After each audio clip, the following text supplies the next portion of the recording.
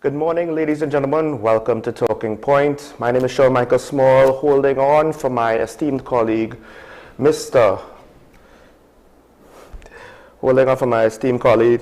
Andy Johnson. I'm sorry, those of you, of course, who may know already that the Queen unfortunately has passed away at the age of 96. She was coronated in 1952, and it has been a 70-year reign. She has defined what it means to be a monarch in modern times. She's a cultural icon, and it's an interesting event in world history, one whose levels of importance I think might be somewhat difficult to judge and in some circles a little bit controversial, especially because of modern sensibilities. We in Trinidad and Tobago, we are not necessarily tied or we are not under the umbrella of the authority of the Queen of England or the United Kingdom. Of course, as a republic, this being our 60th year of independence that we just celebrated, but still we are tied to the Commonwealth, to the United Kingdom in terms of culture, in terms of our historical roots, and to some extent even in terms of our diplomatic relationships, which in these times I think are even more important than before. Of course, tune in to Talking Point later at 8 a.m. where we will get into the life of the Queen and perhaps the impact and what it might mean locally for us in TNT to some extent, however minimal it might be or great it might be. Tune in at 8 a.m. on Talking Point. I'll have that discussion with Mr. Keaton Shah. However, for AM Prime this morning, we're going to have some other important conversations. Just after the break, I'm going to have Dr. Shane Mohammed, a political analyst. We're going to delve into what seems to be a fracturing of the Progressive Democratic Patriots and the THA in Tobago. Then, of course, after that, I will be joined by the Vice President of the Tobago Hotel Association to speak on Tobago Carnival and the state of the Tobago economy as that continues to try to recover. Their situation is not necessarily the same as those of us here in Trinidad. What it might mean also moving forward with that endeavor for the nation. And then finally, I will be joined after the 7 o'clock news break by Mr. Karen Bascom. We will be speaking about the future of agriculture and his endeavors to introduce smart technology into that industry. So we have a full show today, but we'll take a break right now. When we return, we will be getting into the conversation with regards to the fracturing of the THA. Stay tuned. Sean Michael Small, in for Andy Johnson on AM Prime, the best way to start your morning. WESN, your content capital.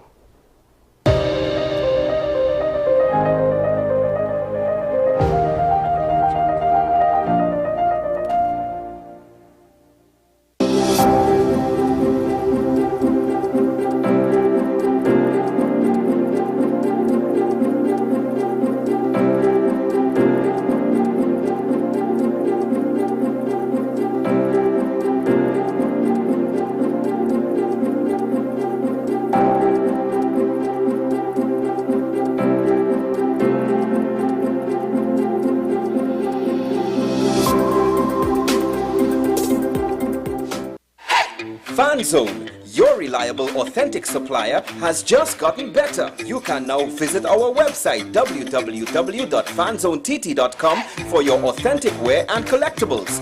The only place where you can use both your Visa debit and credit cards. Visit our website fanzonett.com to make your purchase today.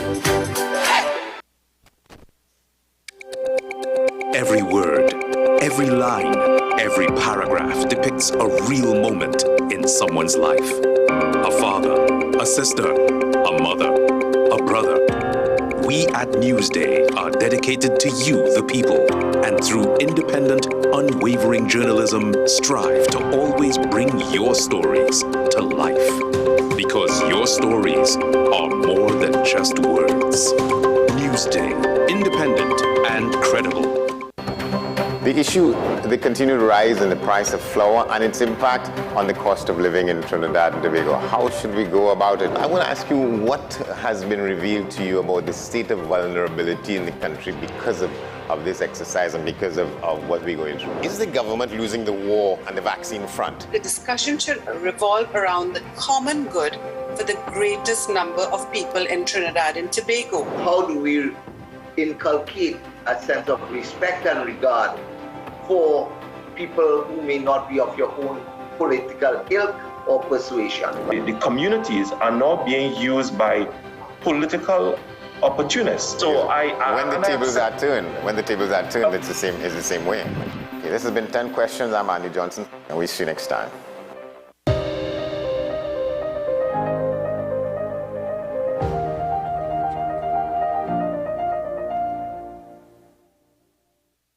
Before you make a foolish move which you will regret, think twice, think hard, put away the bravado spirit you have, that showboating spirit you have, that boastful spirit you have that say, one boss here.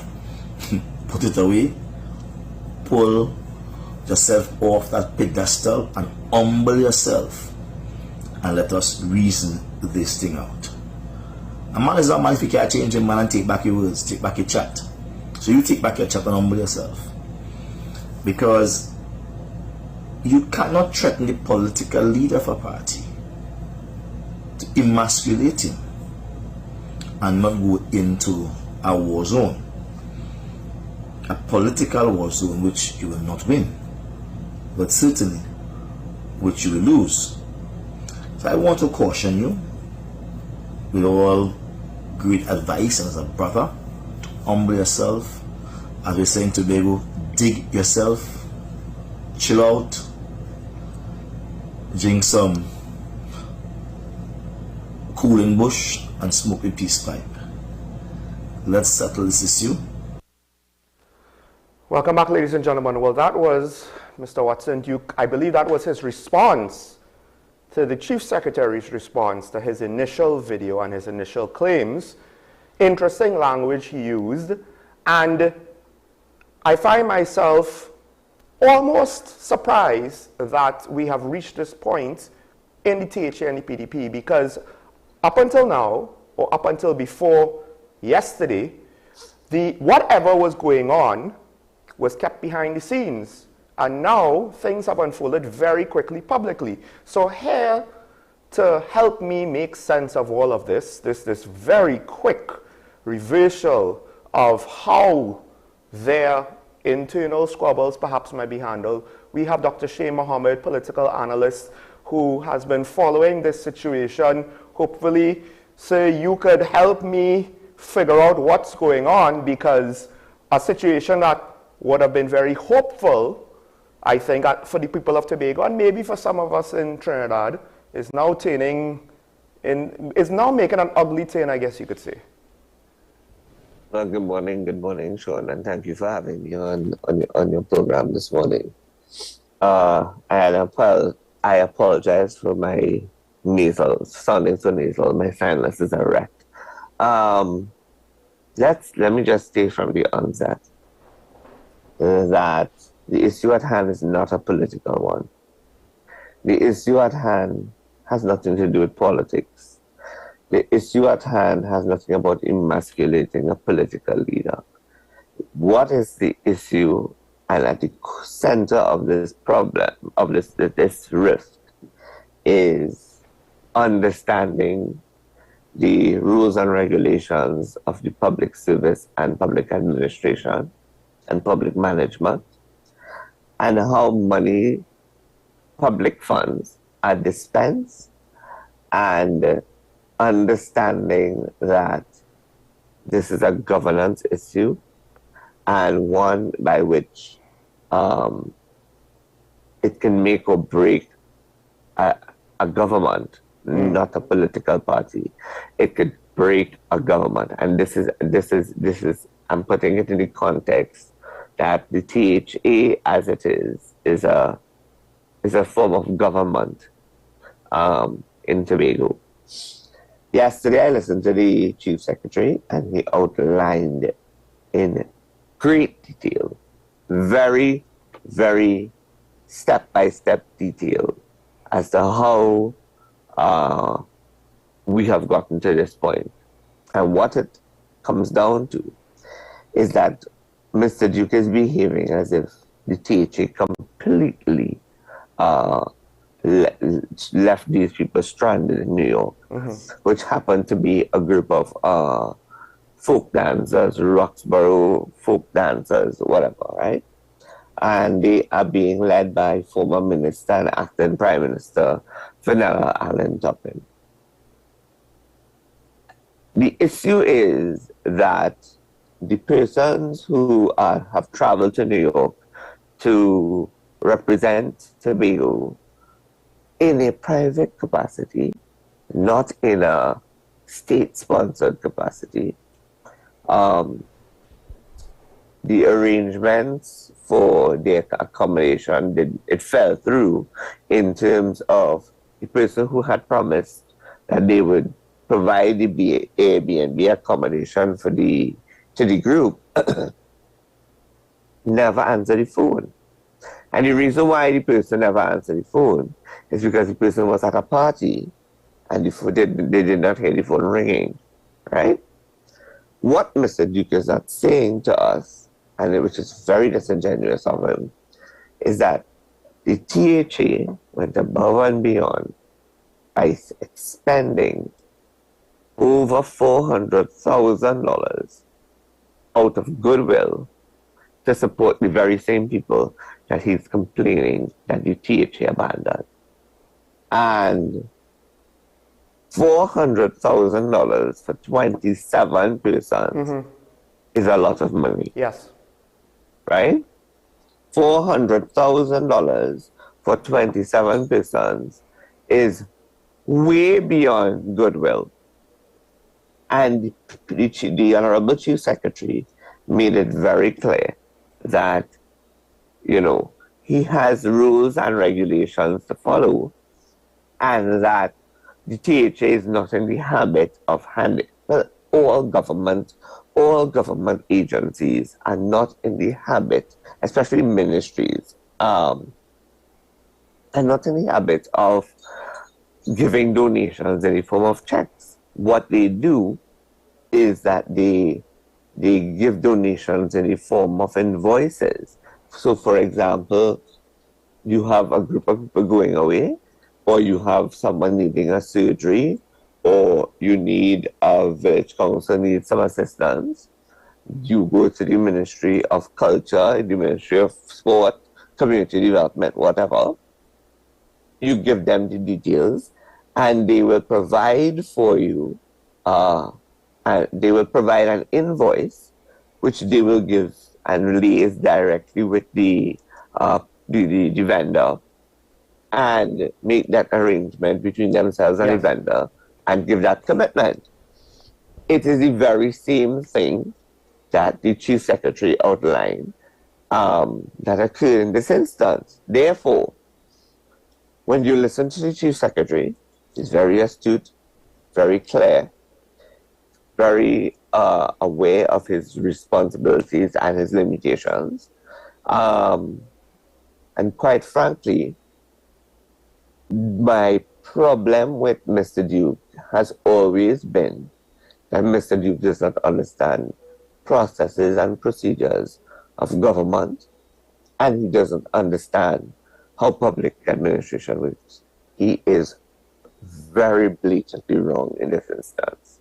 Well, I know you said that that is the issue. It's the issue of governance. It's the issue of the fact that it seems as though he is demanding for something that the Chief Secretary is saying, and also the Secretary for Finance is saying it cannot be done any other way but this way, and we are making an attempt to get this done. And I will remind our viewers that for all intents and purposes, this situation has unfolded within the last 24 hours, maybe a day and a half. So it's not as though the situation was dragged out and the response was very late. But I have to ask, because while you're saying that is the root cause, I think the politics of the situation, the internal politics of the situation is now, that question, unfortunately for the PDP, now has to be asked by those of us from the outside. Because I always kind of wondered exactly what that was like, the relationship between the political leader and his deputy political leaders. The fact that he is now, in his latest response, saying you cannot threaten the political leader of a party, except usually that person is also in charge of the executive. He is the only political leader who is not in charge of the executive of his party after winning an election. So do you have any sort of opinion or speculation as to how things might be working out behind the scenes? Because to me, it just seems as though he wanted his way in a matter and he couldn't get his way, so he's lashing out. And he's airing unnecessarily dirty laundry for the rest of us to see.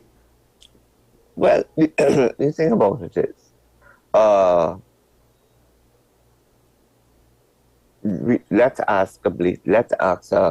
let's look at the white elephant in the room and let's ask the question about it.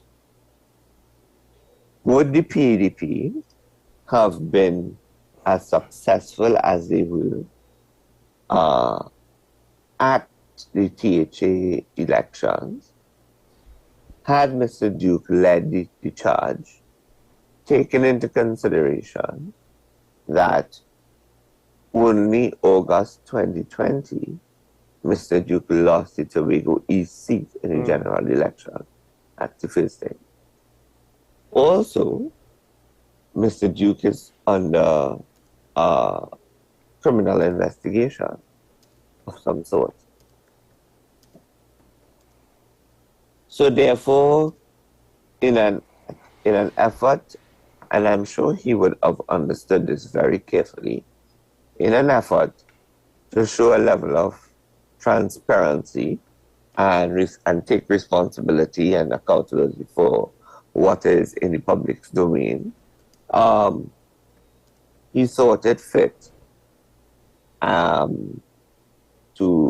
or he realized that the success of the party was greater with with the chief secretary at the helm than with him at the helm. With Farley at the helm. With Farley at the helm. And I can safely say that I know for a fact that Mr. Duke was not... Mr. Duke, let me roll back. In the previous general election of, in the previous THA election, where the PNM held 10 and the PDP got 2. Yes. I am telling you that I know for a fact that had Mr. Duke been more compromising, been more open-minded, been more willing to listen to advice,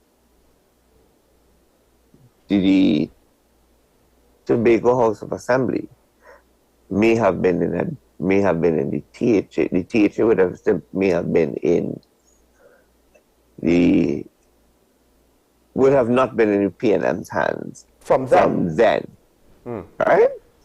And it is because of Mr. Duke's arrogance and his failure to pay attention, his failure to listen, his failure to take advice, his failure to understand the political scenario, political environment, is the reason why they were not in office from then. And and I will say this, the low-hanging fruits were very ripe for picking at that point in time. Right? So fast forward to now, when where the chief secretary took the helm, it was because it became obvious that Farley was able to break down what I would say is he was able to one, build partnerships. He was able to build partnerships. He was able to also break barriers in the political world in order to bring people together, including giving a consideration to people who are not part of the PDP and the Tobago Forwards and the top. In order for us, because he saw a bigger picture for Tobago. He's always seen a bigger picture for Tobago. Right. And therefore, it is not about, when Mr. Duke talks about you don't insult the political leader, it's the political leader that have you there. If the political leader is wrong, if the political leader is aspiring to conduct, and I will use my words very carefully here, conduct questionable transactions using his office, then that is reasons to be concerned. Well, Mr. Mohammed, we only have 1 minute, and I do want to ask you a big question here. I'm sorry that we don't have much time. I have to ask, with all that you just said with regards to his value, should the PDP move on from Watson Duke, and is it even possible for them to do so, at least in the short term? Yes, in terms of the simple answer is yes, and that has started with regard to the Chief Secretary saying that between yesterday evening and today, he's going to reevaluate the portfolio. And I gather that he's going to go strictly Westminster on us, which would be a very significant move in our political environment. But all he has to do as it pertains to monitoring and evaluation is create a monitoring and evaluation department out of the office of the Chief Secretary, and have an executive director, and give the executive director the responsibility of monitoring and evaluating the progress and the performance of the ministry, of the secretaries. 1. 2, he also has secretaries within his office in the form of councillors. He could also utilize their expertise and their experience to take away all of the responsibilities under the portfolio of Deputy Chief Secretary, share them among the councillors within that he has as part of the administration, and simply give the Deputy Chief Secretary position to someone else, like the Secretary for Health and Wellness, and we move on with life. Well, it will be interesting to see how this unfolds. Hopefully you'll be on hand. We could have this conversation again in the future as more information comes out, because a lot has happened just within the last day. I could only speculate what might happen over the weekend. But Dr. Sheikh Mohammed, thank you very much for joining us, even though you're not well. Thank you very much for having me. Well, folks, unfortunately, we have to end the conversation there. That is the nature of TV. We are out of time. But when we return, we'll continue the conversation more on Tobago's economy, tourism, and the upcoming carnival. Stay tuned to AM Prime, WESN, your content capital.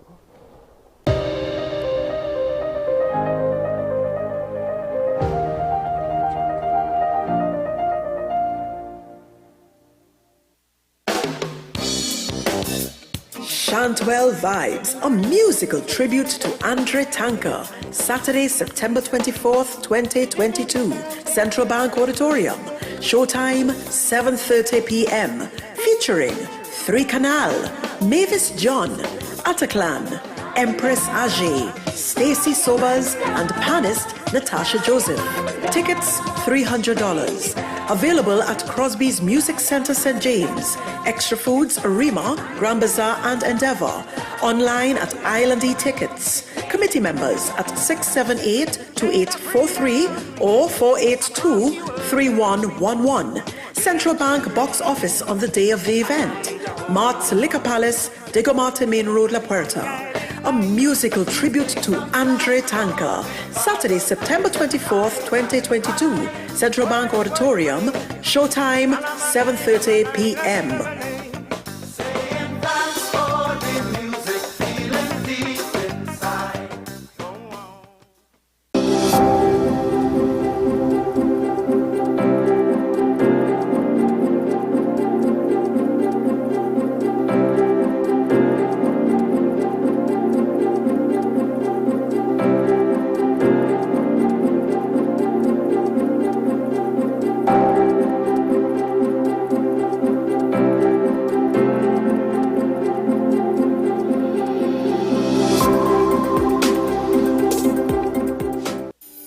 For your baby is at thebesttoys.com. From the best strollers, car seats, baby carriers, high chairs, booster seats, rockers, jumpers and bouncers, walkers, baby blankets, feeding accessories, bathtubs. Visit us in store at Forces Flagship McLean. Shop online now at thebesttoys.com. Order via call or WhatsApp at 332-BABY. And remember, we have the best toys at the best prices.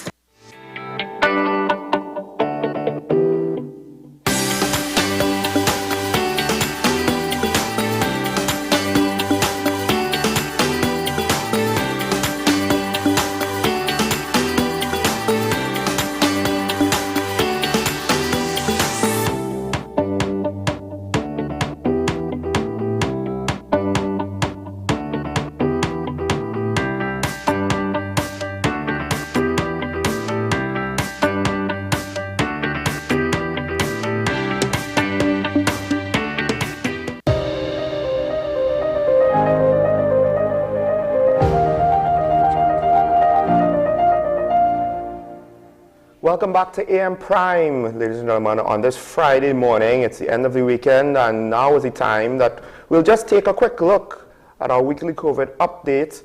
We have the numbers for the week here. Over 5,000 total active positive cases. I believe as of yesterday, 18 deaths in the last 7 days. That puts the number up to 4,166.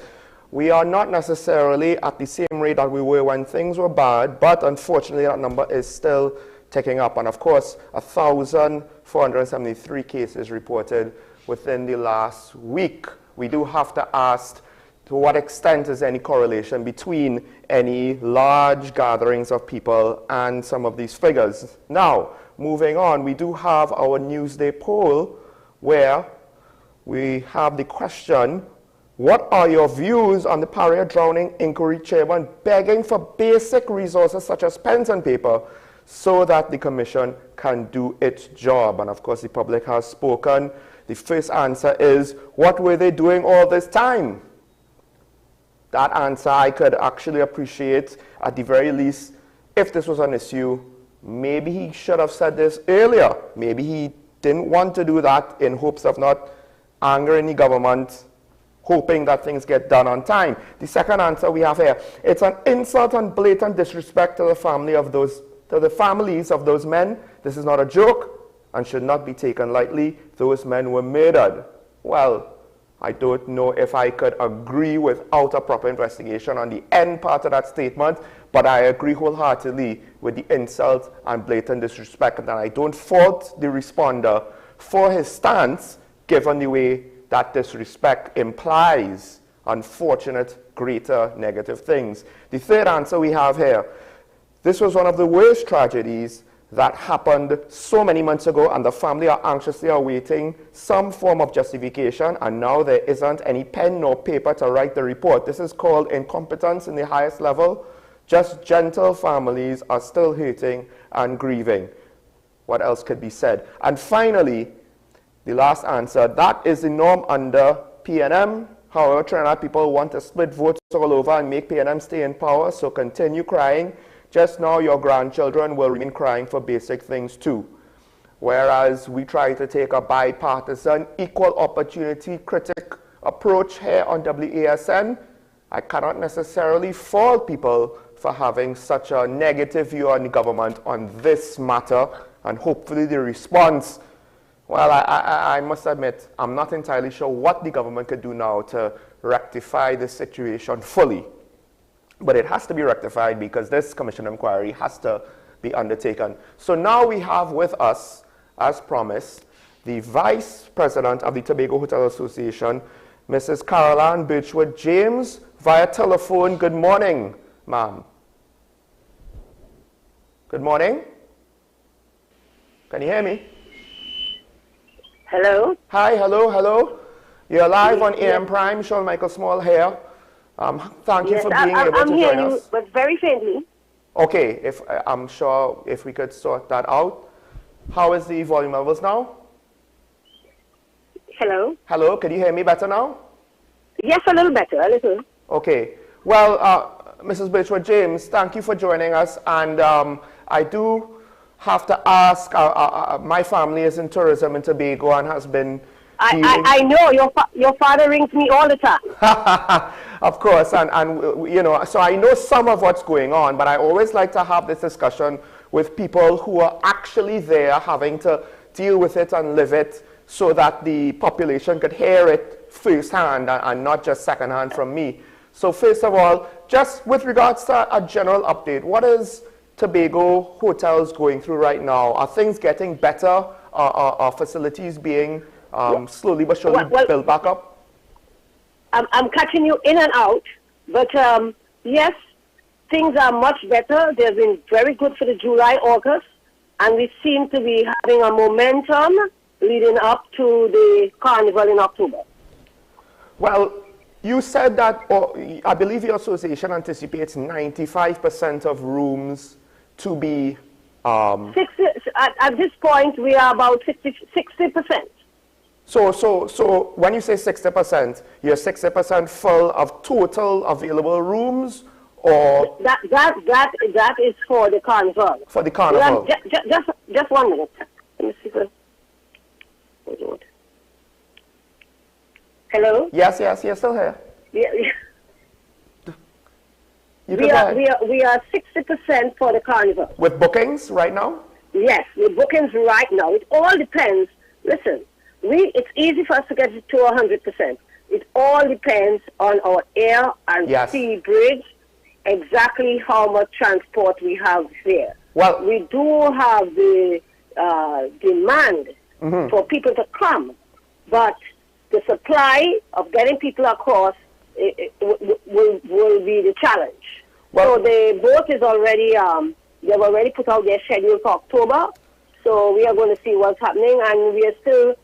everybody's talking to Caribbean Airlines. Let's see what is going to happen. Well, I have to ask because previously in the news, there was a lot of lamenting on the level of flights or the number of flights on a daily basis. It was not necessarily what it used to be. I'm not hearing you. The number of flights on the air bridge daily. Yes.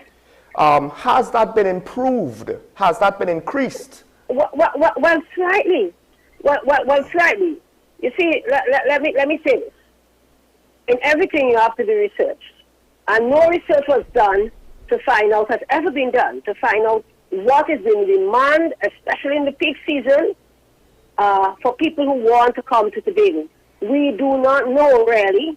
We do not know who is at home trying to get to Tobago, can't get, and then bother. You see? So if you pick up that data, then you will be able to know how many flights can deal with your demand. So this is what is happening. So when they put on 2 flights, 10 flights, they all get filled. That means that there's a challenge there, and we do not know what the challenge is. But are you seeing any positive signs that for Tobago Carnival you will have enough flights? Has Caribbean Airlines told you anything with regards to that time period? Yeah, well, we are seeing some kind of response, and we think that Caribbean Airlines will step up to the plate. And I can't talk too much yet, but I think the Tobago House of Assembly, they are trying to do something concerning that. But you know, we can't talk too much. Right. But this weekend we have people off to talk about airlift and so on. So let's see what is going to happen. But the Tobago House of Assembly they have an idea of what they can do, and let's see what's going to happen come October. But they're not just watching and complaining about Caribbean Airlines. They intend to do something about it. Well, speaking about the actual Carnival event itself, back to the bookings, do you have any indication how much bookings are coming from abroad as opposed to how much of the bookings are coming from Trinidad? Every interviewer asks me that, but our members are not telling us that. We know that there are quite a few people who have already booked from abroad, and we understand there's a contingent coming from Guyana. So I got that information yesterday. All right, there's a contingent coming from Guyana and so on. So people are coming. And with this Burna Boy issue at the last minute here, so maybe a lot of young people want to come. Yes. So we don't know who is foreign and who is local, but we can tell you that the demand, there are a lot of people say they are coming. So we are glad for it. We are hoteliers. We have suffered for 2 years with zero occupancy. We have bills to pay, basic bills, and tech and so on from all that time, and all of that. So we are glad, and that's the word to put it. We are glad and excited about this carnival, and we said that it's a buzz about Tobago. Everybody is going to benefit.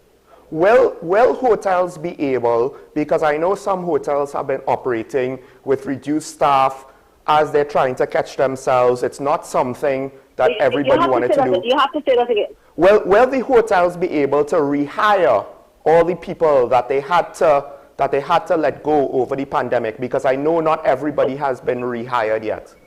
Well, there are a lot of people still out of work, you know. There are a lot of people still out of work because hotels have had to do things gradually as they start to get visitors.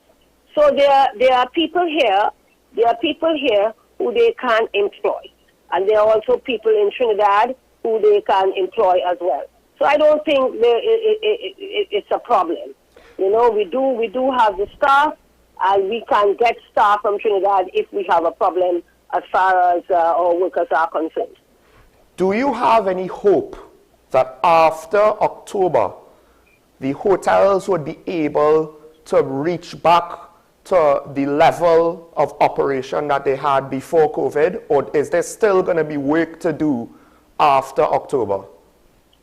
Well, after October, we go right into the what we call the winter season, where the foreigners come to get a bit of our sunshine, and we go right up to April.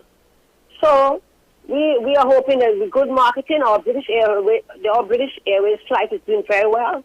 We are getting more than 50% from that flight, so that's a plus. Okay, over 200 and something people coming from a flight of 300 plus. Oh, that's good. So that is very, very good for us. That is very good. And we could keep the momentum going right through to our Trinidad and Tobago Carnival, right down to Easter, and we are having a jazz festival. So we just need to do the marketing, keep up the momentum, give good service, make people safe. Those are the important things.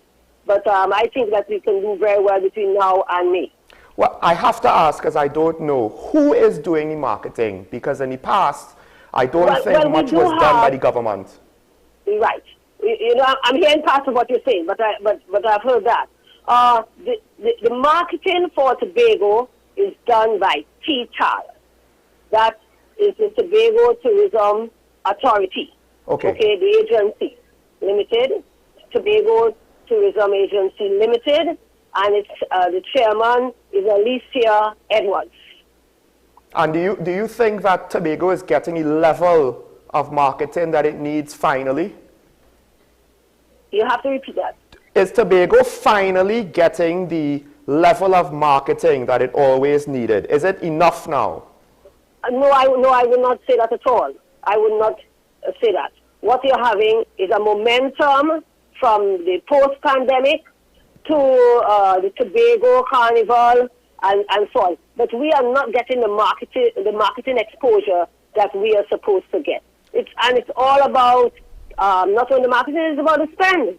You see, when you're on the island spending upwards of $50 million US and all of that advertised, and we are doing 10 million TT. When you do one show, when you go to World Travel Market, if you're using your old booth, it's $3 million. If you're using a new booth, it's $4 million. You do ITB, that is the International Tourism Board in Germany, in March, it's the same figure. That's your $10 million gone already. And you haven't done the dive shows and all the other places that you have to go, and the consumer shows and all of that. So $10 million is totally inadequate. I know that the marketing agency, the tourism agency, they are realigning some of the monies that was spent for marketing support for Airlink. They are now realigning some of that money to go towards the marketing of the island. So, because when they show us the figure, they were using 52% of that marketing budget for marketing support of the airlines. You see? So they are changing that and using that money to market the island. So we hope for the best, but $10 million does not cut it. Well, Ms. Beatrice James, I want to thank you for joining me. I know we've had some technical difficulties, but thank you for powering through and being able to respond to my questions as best as you could. I think it's important that we always hear from our sister isle, because at the end of the day, we are one nation, and I am very hopeful as well for Tobago Carnival. Very much so, and we are asking the Trinidadians to come across, and we thank you for all that they have done for us in the past, coming across, spending the weekend, spending a few days with their children and so on, and we thank them very much, and we encourage them to continue to come. We are a safe destination. Yes, I will endorse that. But folks, that was the Vice President of the Tobago Hotel Association, Mrs. Carol Ann Birchwood James, and it's a little bit of good news, at least in one part of our nation, when the news is not always so bright and sunny, but hopefully even in the rainy season, you could still get some sunshine over on the sister isle. But folks, we're going to take a break. When we come back, we're going to get into some regional content here on AN Prime, of course, taking a look at our fellow neighbors across the Caribbean. But stay tuned for that. We'll take a break and be right back on your content capital, WESN. This is AN Prime, the best way to start your mornings.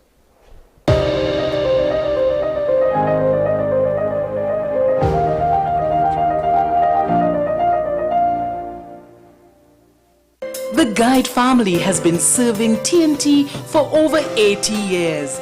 JE Guide Funeral Home and Crematorium, 2 locations, San Fernando and Princestown.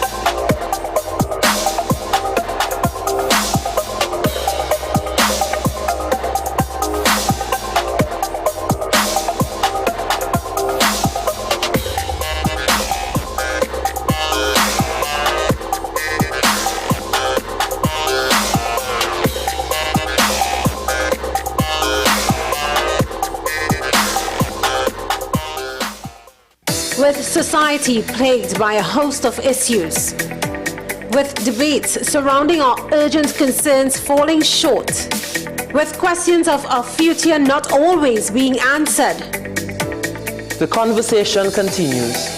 Join me, Kemuel Pascal, as the voice of the youth comes to life. We will confront the controversial topics of today's world to gain answers that are key for a better tomorrow. One and One with me, Kemuel Pascal. Wednesdays at 10 a.m. Only on WESN, Content Capital.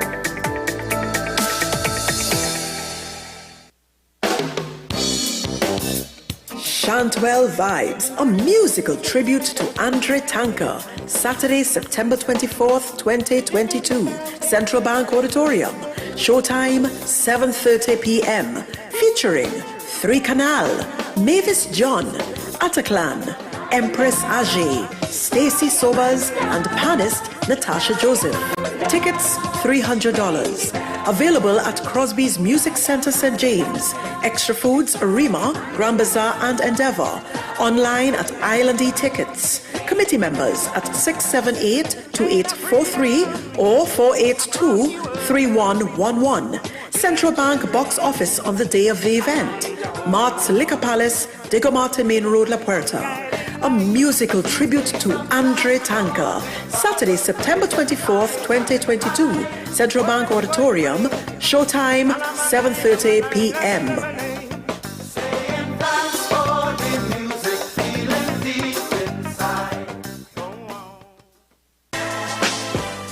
Let your voice be heard. Call Madam Fix It on WESN, the only place that effectively helps you with your woes. Having problems getting onto government agencies, water woes, NIS and pension problems, potholes, and much, much more.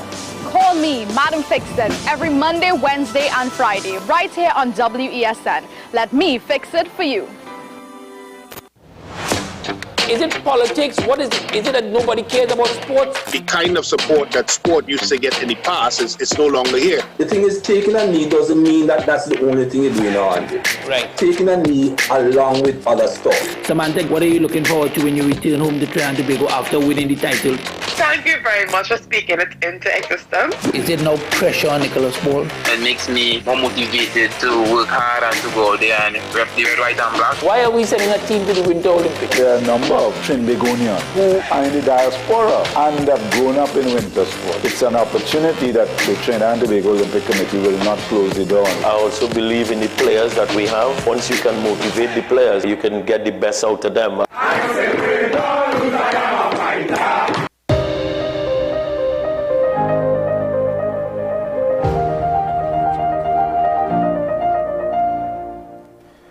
Welcome back to AM Prime, and now I'll look around the region, and we unfortunately have to begin with tragic news, and that is from Jamaica. 15 Jamaicans have been shot in a span of 24 hours.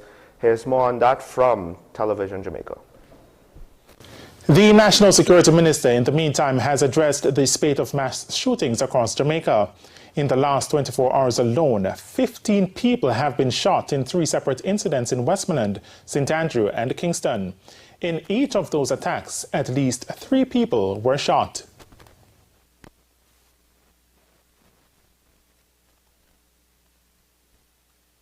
As the police become more effective at intercepting the killers, however, we find that they are changing their tactics and, in fact, are becoming far more brutal. And we'll see from the statistics that while we have seen a reduction in the number of shootings, there's actually an increase in homicides, because they have adopted practices such as drive-by shooting at crowds, and while they're seeking a single victim, they have 3, 4, 5 people who are hurt, literally, as collateral damage to criminal activity. Dr. Chang, however, stressed that the security forces are working hard to contain the gun attacks in the country by trying to rid the streets of illegal weapons. The security forces have seized upwards of 625 firearms annually, and based on the firearms seized so far this year, they are well on course to surpass the 703 firearms that were seized in 2021. Switching gears to Grenada, the Grenadian Ministry of Finance has begun the preparation for the budgeting process. We have more from GIS Grenada. On Wednesday, government stakeholders converged virtually to deliberate on key aspects of the annual budget and address current and future challenges. The government retreat is the first in a series of consultations to be held with members of the public and various sectors to chart the way forward for the next fiscal year. Prime Minister and Minister for Finance Honorable Deacon Mitchell is optimistic that with the right mix of policies and programs, the government's transformational agenda can be realized. He said Grenadians must be cognizant of the global forces like the war in Ukraine, high inflation, and the recession that can have negative impacts and affect policy decision-making. I believe the right policies can position Grenada to be prepared for whatever outcome that has to be met. I am an optimist. I remain hopeful about continued economic growth here at home and our ability to create sustainable jobs for our citizens. Our aim is to transform Grenada, and one of the critical measures in doing so is the prudent and strategic allocation of our scarce resources. It is therefore imperative that we implement the right mix of policies, projects, and programs to enable the transformation that is so needed. The annual budget is therefore a most important public policy tool, and its preparation must be done with utmost integrity and seriousness. I urge each of you to dig deep, ask the difficult questions, and propose new ideas and solutions as we engage in this important activity. Prime Minister Mitchell added that the 2023 budget presentation will focus on strategic areas that are aligned with the Sustainable Development Goals.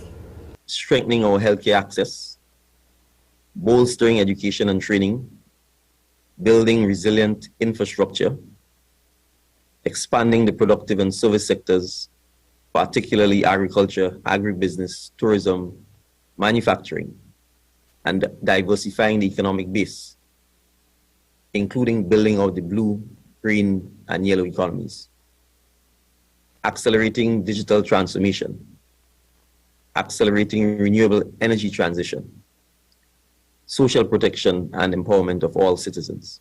Permanent Secretary Mike Sylvester, who outlined the focus of the retreat, said emphasis will be placed on programs and projects to be financed, priorities, possible risk that can affect the country's outlook.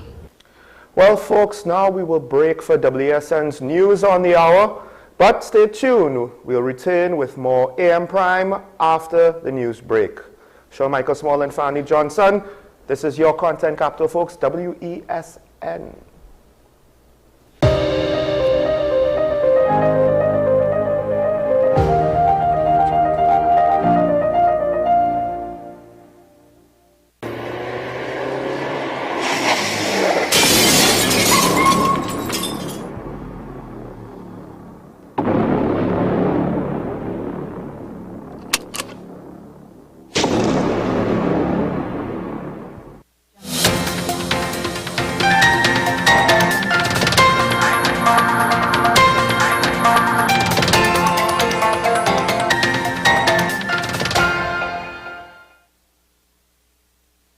Here's your WESN News on the Hour. I am Denise Sinclair. Thanks for joining us.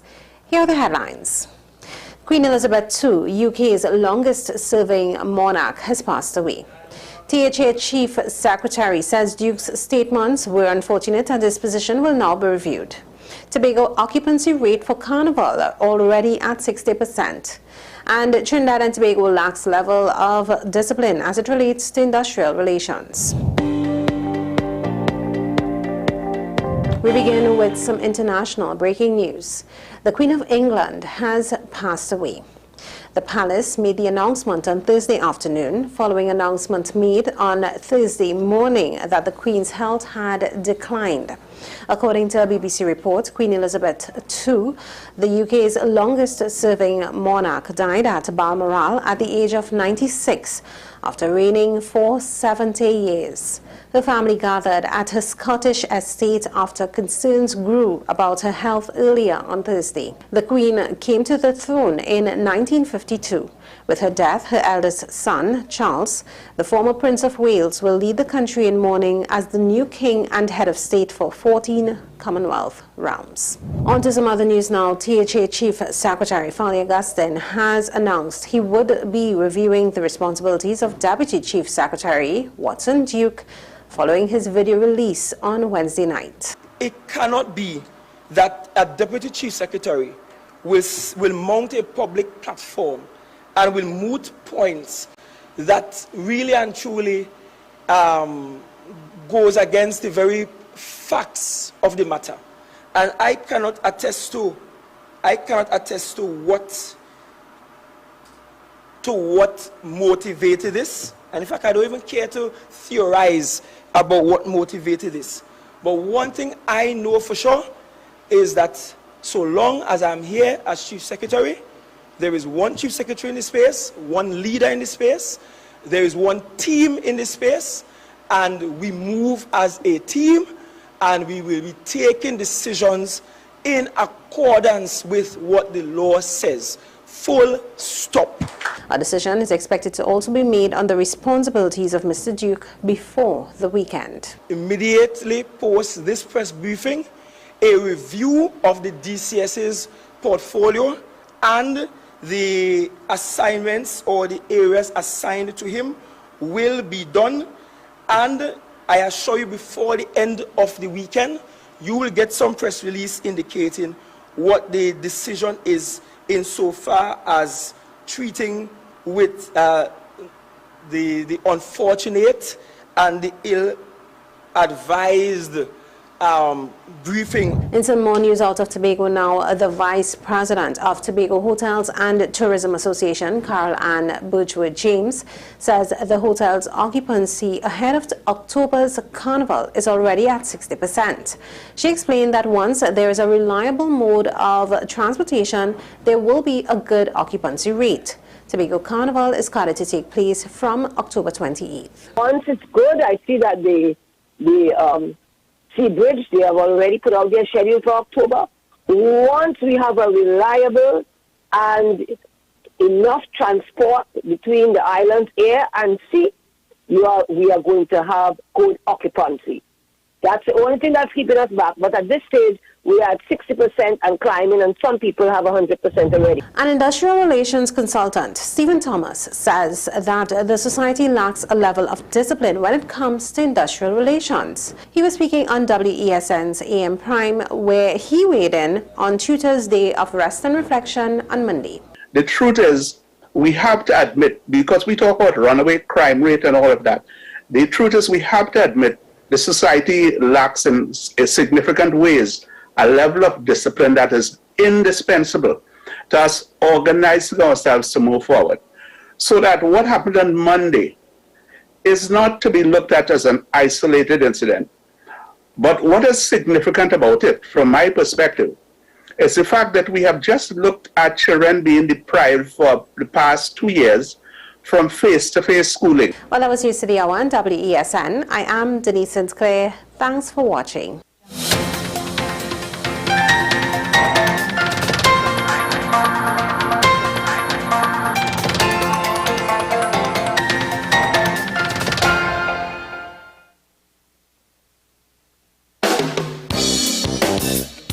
Chantwell Vibes, a musical tribute to Andre Tanker, Saturday, September 24th, 2022, Central Bank Auditorium. Showtime, 7:30 p.m. Featuring Three Canal, Mavis John, Ataclan, Empress Ajay, Stacy Sobers, and panist Natasha Joseph. Tickets, $300. Available at Crosby's Music Center, St. James. Extra Foods, Rima, Grand Bazaar, and Endeavour. Online at Island E-Tickets. Committee members at 678-2843 or 482-3111. Central Bank box office on the day of the event. Mart's Liquor Palace, Diego Marte Main Road, La Puerta. A musical tribute to Andre Tanker. Saturday, September 24th, 2022. Central Bank Auditorium. Showtime, 7:30 p.m.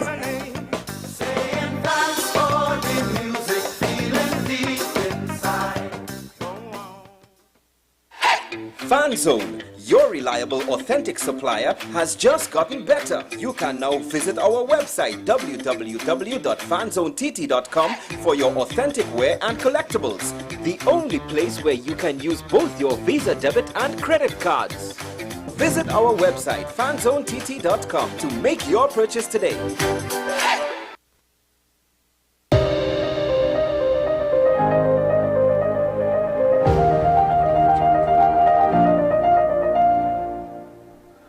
So my next guest, Mr. Karen Bascom, he is with Tech for Agri. He is the founder of Tech for Agri. It's a immersive media series made using agri-journalism as its base, and the goal, I believe, is to do something a little bit more than just ordinary videos, to help educate young people using new technologies to make that experience a bit more, well, not just immersive, but exciting, I guess you could say, so that younger people could learn about agriculture, something that is an important topic these days. So, of course, as I mentioned before, I would like to welcome our guest for this segment, Mr. Karen Bascom. Good morning. I apologize if I got your name wrong. No, you got it right. It is Karen Bascom.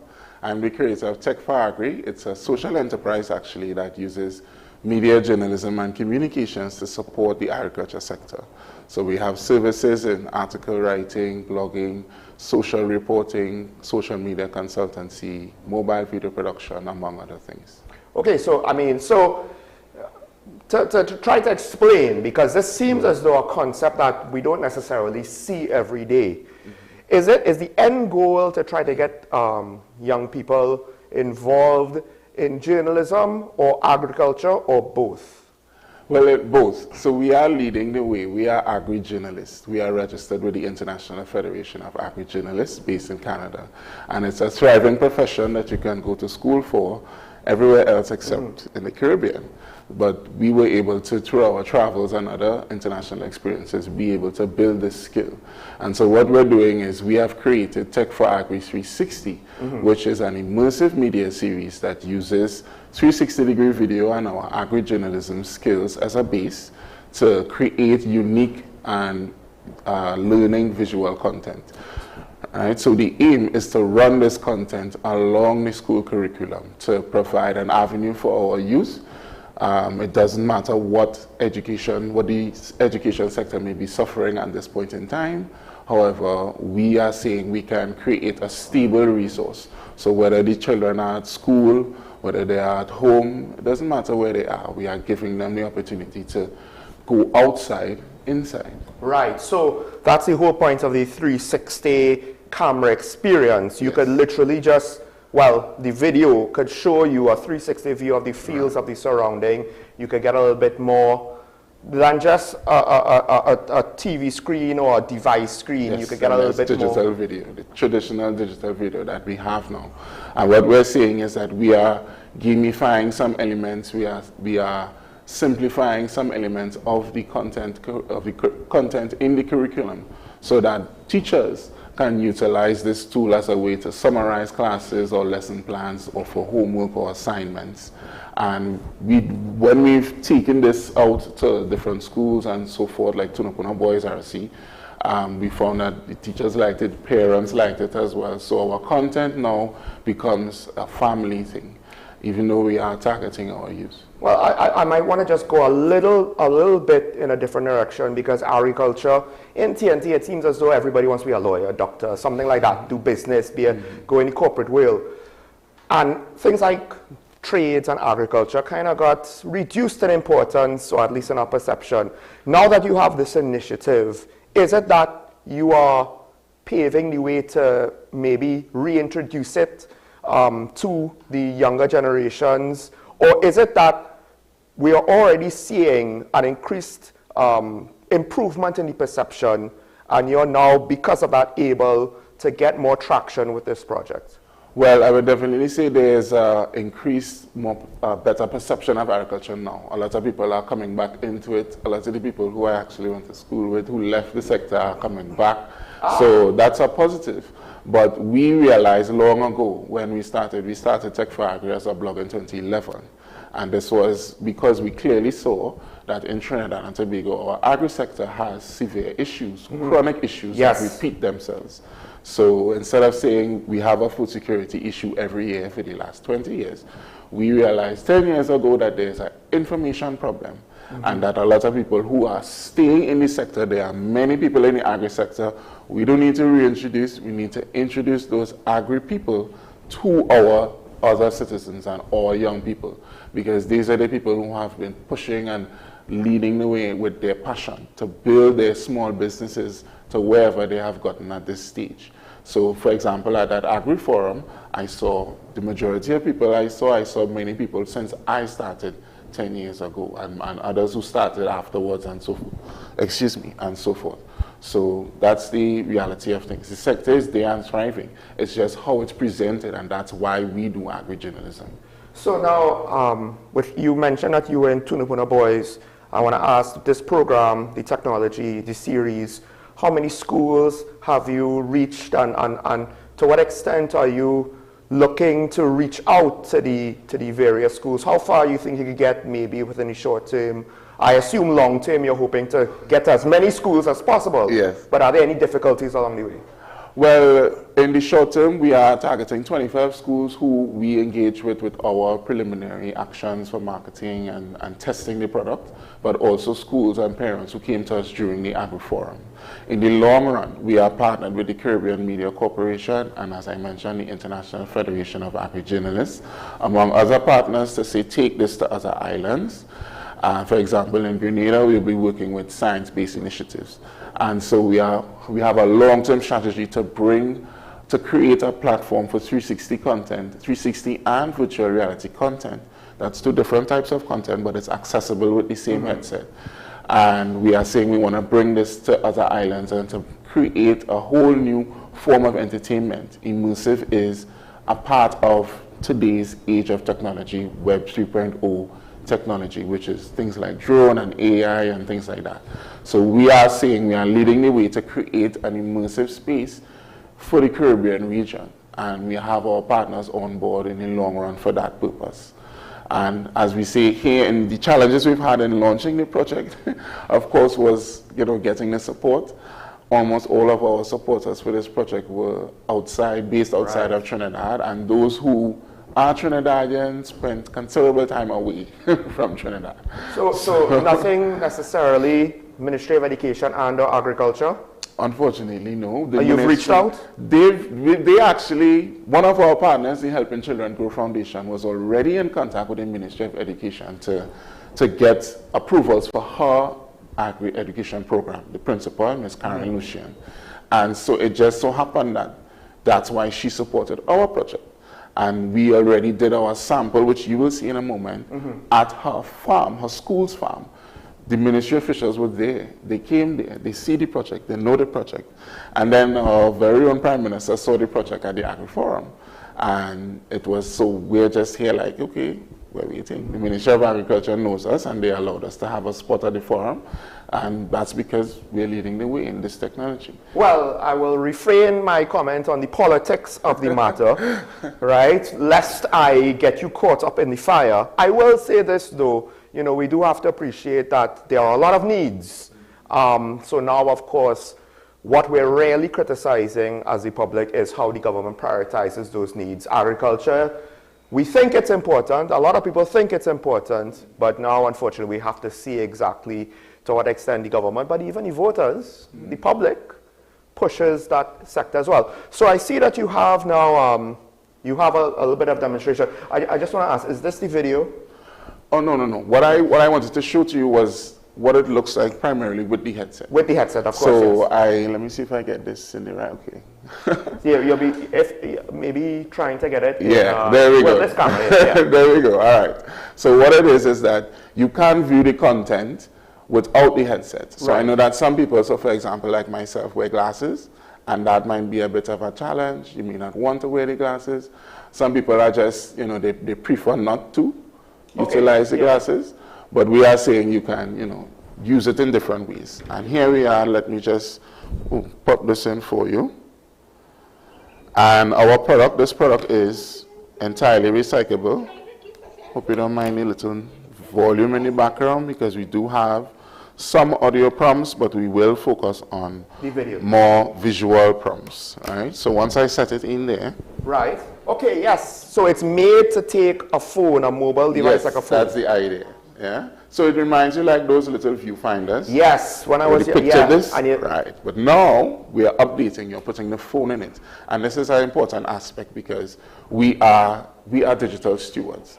You have to understand technology. Digital transformation is not something we can do within a year, 2 years. Exactly. Yeah? Exactly. So it's like this technology builds on previous technology.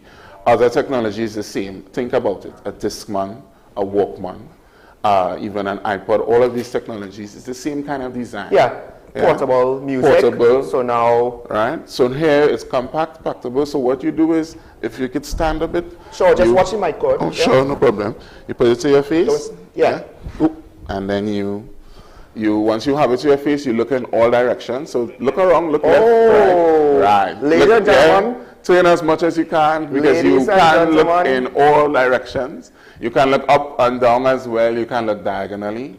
And then, well, what we're saying is we want to have this in a learning format, of course, where we have learning prompts to review items in class, to, you know, let me just, because of course our viewers can't see what I just saw. So what basically was happening, rather than scrolling with, by touching the screen, as I changed my perspective, the image changed with me, so I could look at the field from a 360 point of view, as though I was standing there. As though you would. I mean, so here's the next question. Now, of course, you're an agri-journalist, so that's where your focus is. Yes. Any thought of potentially now looking for other applications of this technology? Oh yes, certainly. At the forum, we had persons from the health sector coming to us to ask for things that we can do. And then one of our long-term clients, which is the Mechanical and Manufacturing Engineering Institute at UE, Department of Mechanical and Manufacturing Engineering, sorry. They are also interested as well for their teaching and their learning. Yes. You know, but I must say it does seem as it's been usual. I've been doing this entrepreneurship for a while. When you have something that is this impactful and solves a problem, it's difficult to get the support for it. Especially when it's so new and there isn't anything, like it's solving a problem in a strange way that we might not necessarily realize we have, because already I'm thinking for engineering and for doctors, you could get a viewpoint in an environment where you don't necessarily want the person to be for safety reasons, whether for the patient or for the actual viewer in a large, dangerous place with a lot of engine parts or machinery or what have you, moving parts, industrial accidents. You don't want a newcomer who doesn't know how to be safe in it, but you could bring them in now. They could literally just watch wherever they want to watch. I do have to ask, with this technology, could it be done in real time? Is there any provision for that? Yes, there is live 360 video. However, again, we as digital stewards, we know how technology works. The quality that you just saw was not the quality it was when we started. Right. The technology literally changes every year, every other year, and it's possible, it exists. But given the uptake, it's not something that's pursued. So what we're doing is, the unique part is using the technology the way we are using it. There are lots of 360 cameras, and 360 video is something accessible. Yes. People can go and buy a camera, but to learn how to use it, to create content with it, to put a purpose behind it, to put a business model on it. Especially for teaching. It's that the users that are out there are simply not using it the way we are using it. It all depends on the user. Just like anything else, it's a tool. And as much as we've been talking about education for kids, I assume that this could also allow local farmers to potentially see processes, procedures, practices of foreigners, of farmers all over the world. Just once we have access to the video, a 360 video, they could see how a farmer in Asia, North America, South America, you know, maybe pick up a few things. We actually see, okay, this is how the plant is shaped in the ground, and without just some clumsy photos or pictures. Exactly.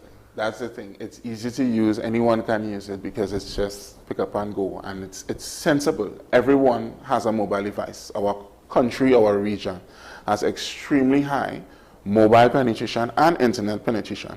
It might be the best internet all the time. Yes, but we are there. That's how our region is. It's improving, and that's how our region is structured.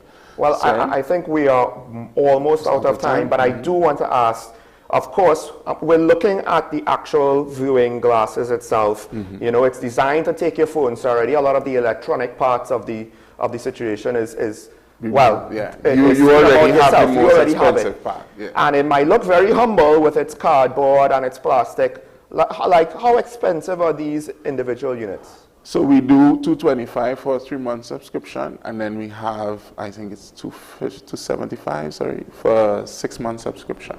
And you'll be providing the lenses themselves? We provide the VR headsets, but these are accessible. So we know there are people out there that probably already have VR headsets. Right, so they don't necessarily Not necessarily, but so that's why we can offer the subscription basically would be you have access to all materials for the month? So what we provide, we would provide 10 to 15 of our local content. So that's content running along the educational curriculum and in terms of food production and innovation.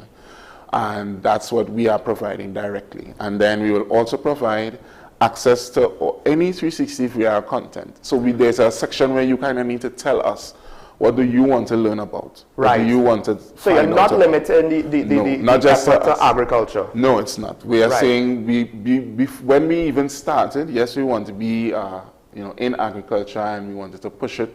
But when we went to the schools, teachers asked us for geography, they asked us for other things. And as I mentioned, we have people asking us and for other fields as well. So that's why we're saying our whole long term is to have a whole platform in partnership with the Caribbean Media Corporation to build this throughout the Caribbean region as a form of entertainment that we can all export. We can export it from here and create jobs. This box can actually be made here in Trinidad. We've talked with MIC about it, but there's limitations at MIC and we have to work with what they can do. So it's like if we get the right persons for the ecosystem to see what this project can really do, we can positively support our youth. It doesn't matter what the challenges are, we can support our youth. Well, unfortunately, that is all the time we have, but I think the implications of the technology might seem very small, folks, but just imagine, while you might say, well, I want my child to go in the field, not view the field. Yes, but how many kids in Trinidad could view a field, in Southeast Asia, or view a monument in Europe? The possibilities, once you think outside the box with this technology, are endless. But unfortunately, folks, that's where we have to cut this conversation short. Let's take a break, and when we return, we'll wrap up our AM Prime for the morning. Stay tuned. We'll be right back.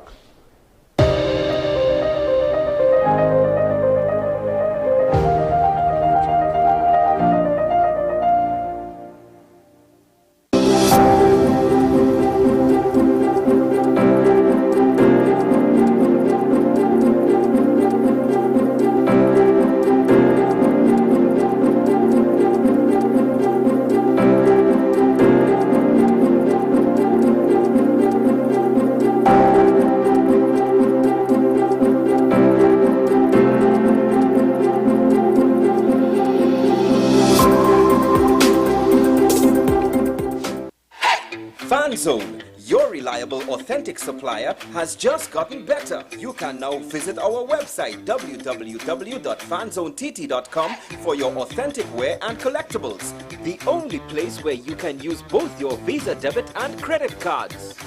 Visit our website fanzonett.com to make your purchase today. The best laptops and tablets are at dbesttoys.com. Get a Gateway 14.1-inch Ultra Slim notebook or an HP 14-inch laptop at the best prices in TNT. Get the Fire 7 tablet for $474. You can also shop the latest Amazon Fire Sticks. Call now at 32DBEST to order or visit us in-store at Forces flagship Mac Bean. Shop online now at dbesttoys.com. Free delivery available throughout Trinidad and Tobago. Cash or links on delivery.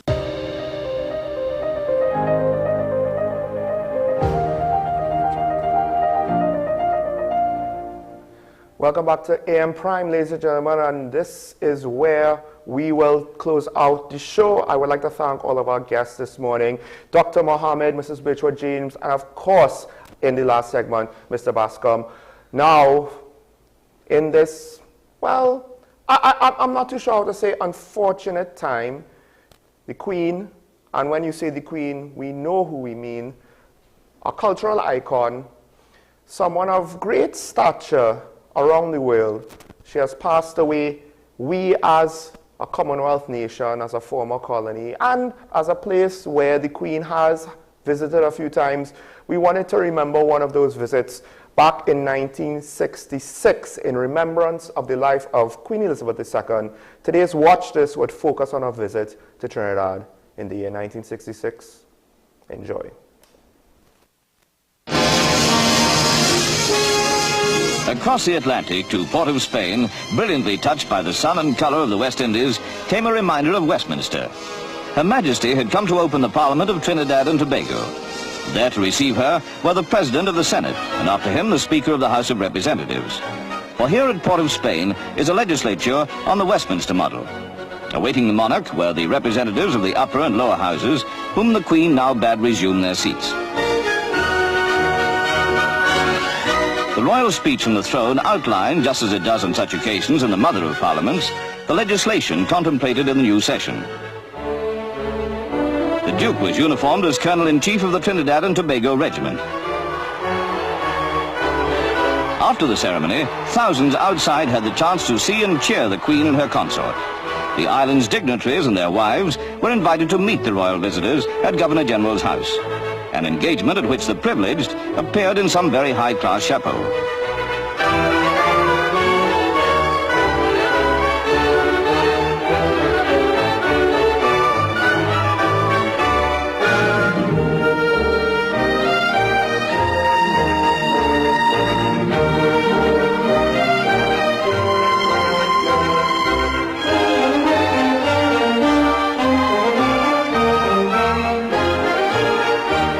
Visit came within a fortnight of the carnival, and as that is an event not to be missed, the island staged a preview.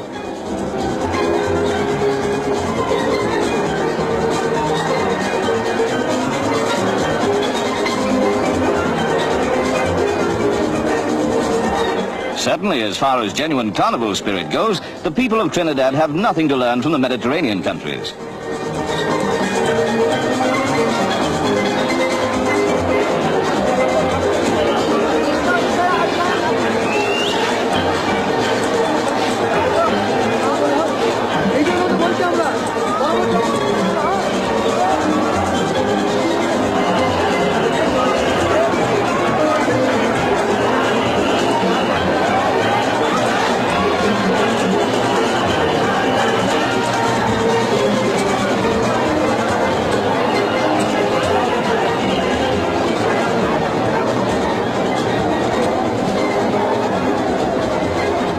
Was thoroughly amused by a character portraying Henry VIII.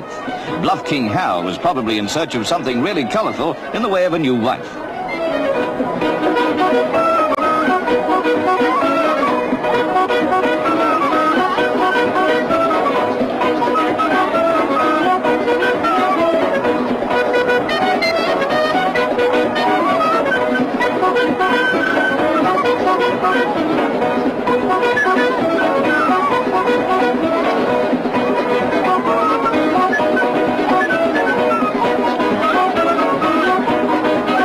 Wonder that the Queen remarked, "If this is only a preview, the carnival itself must be fabulous."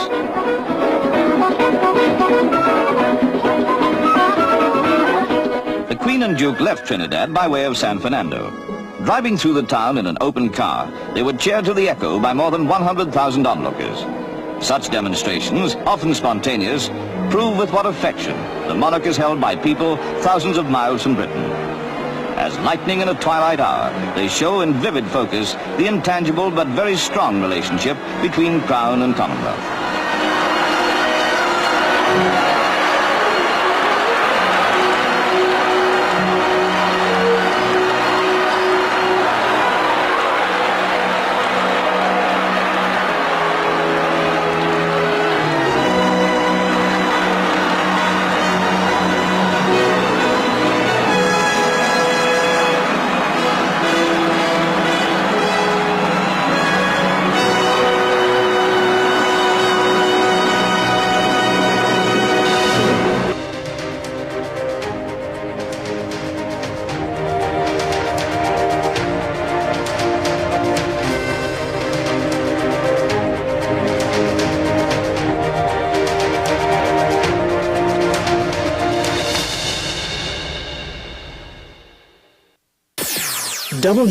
WESN.